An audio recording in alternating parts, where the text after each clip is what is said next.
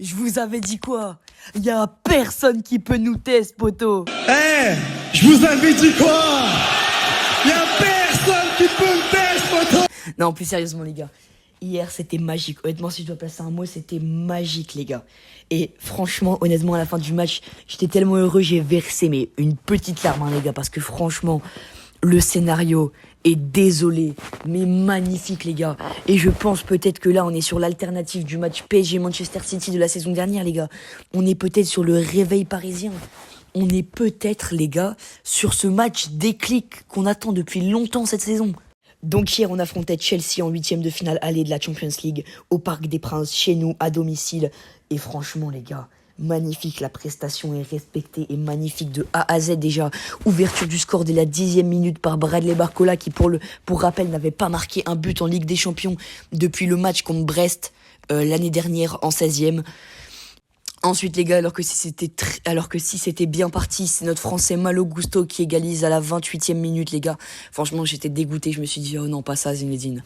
Pas après tout ce que t'as fait. Et voilà, on s'est un peu fait climatiser. Puis après, c'est monsieur Ousmane Dembélé, les gars, le ballon d'or qui a mis un but magnifique sur une contre-attaque magnifique, sur un arrêt magnifique de monsieur Safonov, le grand, le magnifique. Voilà, donc... contre-attaque magnifique parisienne, le but est en short sur la chaîne 1. Crochet sur Cucurella, bam, la frappe, ils peuvent rien faire. Et on se fait reclimatiser après la mi-temps, à la 57e minute par Enzo Fernandez. Du coup, voilà, deuxième clim de la soirée. Et re-égalité de 2 partout. Et c'est à partir de ce moment-là, désolé, mais que le carnaval, avec tout le respect, hein, que le carnaval a commencé. Déjà, Vitinha, qui a fait un match exceptionnel, qui nous lâche une frappe, mamma mia, à la 74e but, 3-2, on reprend l'avantage, et puis après, à la 80e, les gars, il y a ce changement. Il y a ce changement à la 80e, les gars. Pour ceux qui ne m'ont pas compris, à la 80e, il y a ce changement où Luis Enrique décide tout simplement de faire rentrer monsieur Gvichak Kvaratskhelia.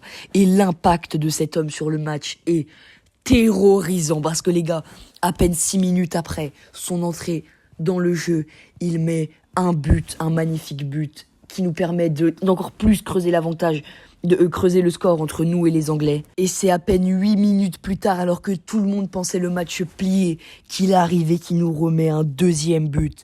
Gvichak Kvaratskhelia qui l'impact de ce mec, les gars, c'est mon joueur préféré du PSG, je l'assume, je l'admets.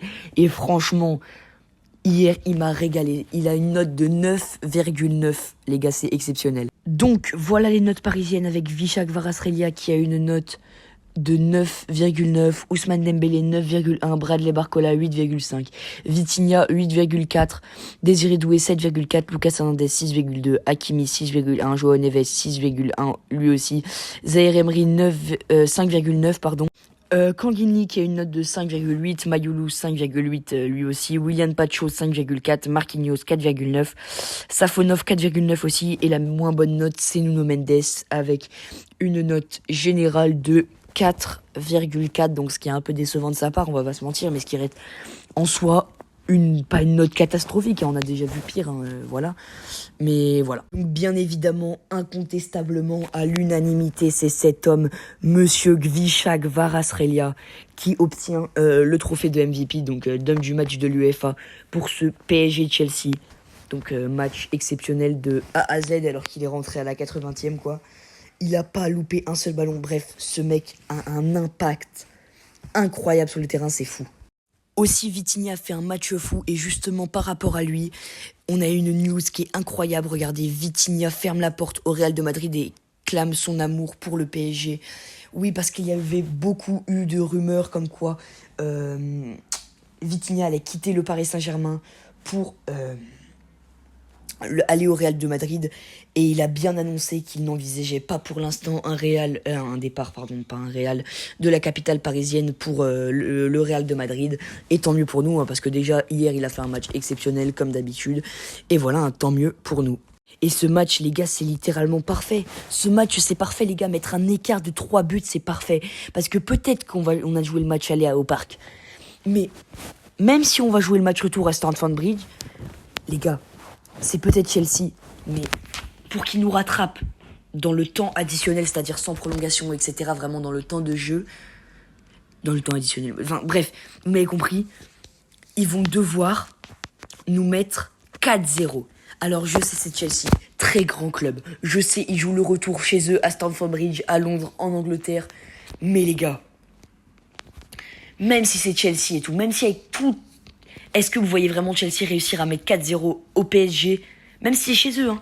Est-ce que vous voyez vraiment ce Chelsea mettre 4-0 à ce PSG pour les rattraper? Franchement les gars, soyons honnêtes.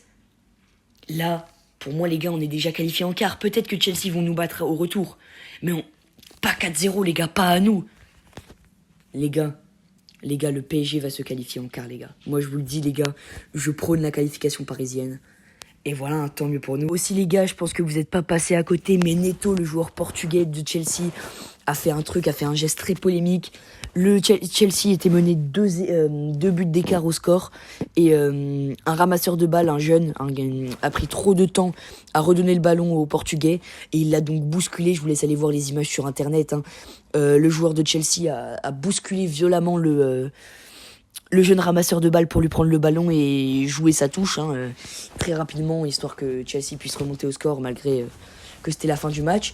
Et il ne s'est même pas pris un carton jaune par l'arbitre. Alors que notre Géorgien Gvicha Kvaratskhelia, lui, a continué de jouer malgré le coup de sifflet, sans faire exprès, sans avoir entendu, etc. Et s'est pris un carton jaune. Et là, il bouscule littéralement un gamin qui n'a rien demandé. Il ne se prend même pas une sanction, les gars. Donc malgré que quand même Neto se soit excusé...